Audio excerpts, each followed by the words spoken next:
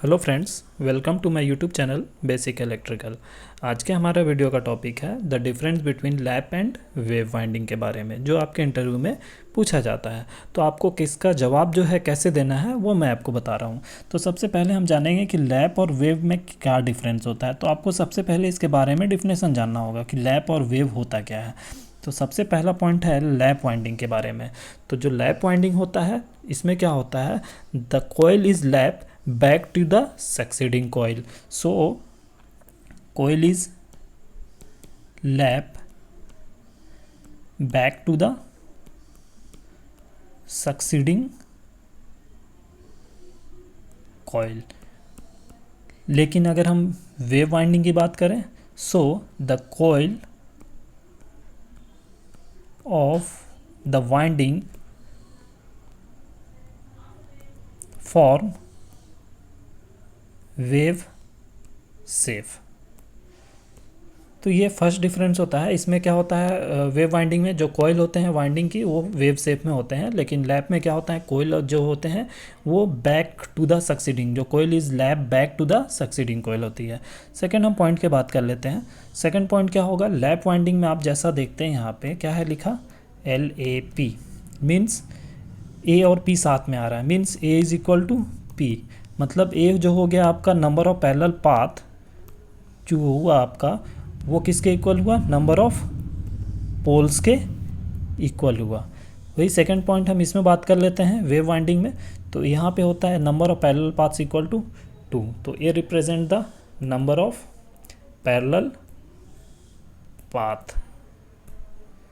Next हम third point की हम बात कर लेते हैं कि लैप और वेव वाइंडिंग में क्या डिफरेंस होगा। थर्ड पॉइंट क्या होगा, तो थर्ड पॉइंट हमारा क्या होगा, थर्ड पॉइंट होगा कि EMF जो होता है, EMF is less.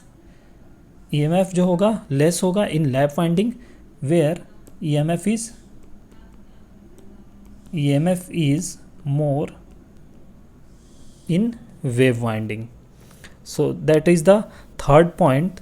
Next fourth point is that, so it's के टाइप्स जो होंगे लैप वाइंडिंग के वो क्या होंगे, टाइप्स जो होंगे वो क्या होंगे, simplex and duplex lap winding. लेकिन अगर हम इसकी बात कर लेते हैं वेव वाइंडिंग में, तो इसके जो वेव वाइंडिंग के जो टाइप होंगे वो क्या होंगे, प्रोग्रेसिव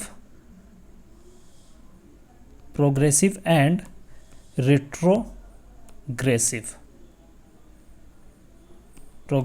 रिट्रोग्रेसिव वेव वाइंडिंग हो गए। फिफ्थ पॉइंट की हम बात कर लेते हैं इसके। तो फिफ्थ पॉइंट हम हमारी बात करते हैं, तो इसमें क्या होता है, no dummy coil. No dummy coil is needed. और इसकी फिफ्थ की बात करते हैं, तो इसमें डमी कॉइल जो होते हैं रिक्वायर्ड होते हैं। सो डमी कॉइल में be needed, dummy coil may be needed in wave winding।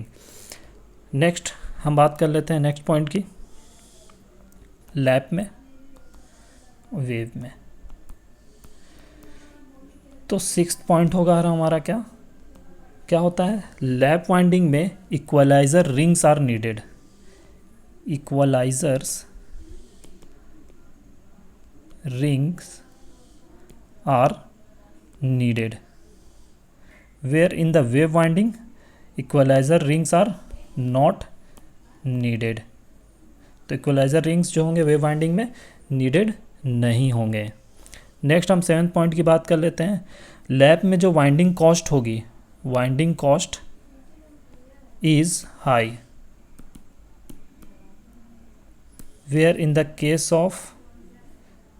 case of wave winding cost is low।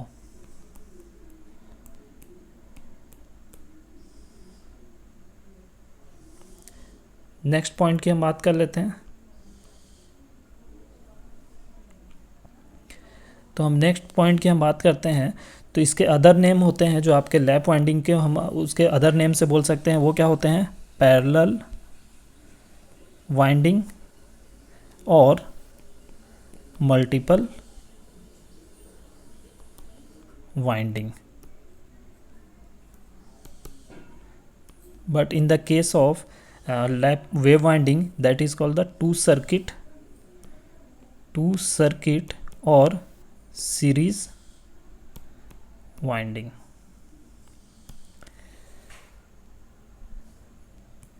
Next point हम बात कर लेते हैं. लैप वाइंडिंग में क्या होगी? एफिशिएंसी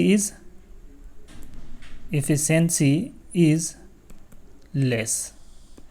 लेकिन अगर हम बात करते हैं वेव वाइंडिंग की तो एफिशिएंसी क्या होगी? हाई.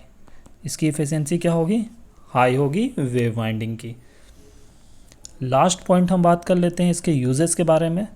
तो इट यूजेस क्या होते हैं? यूजेस, तो आपके जो यूजेस होंगे कहाँ होंगे? तो यूजेस इन लो वोल्टेज और हाई करंट मशीन. लेकिन यही मैं इसकी बात कर लेता हूँ यूजेस के. तो in high voltage and low current machine.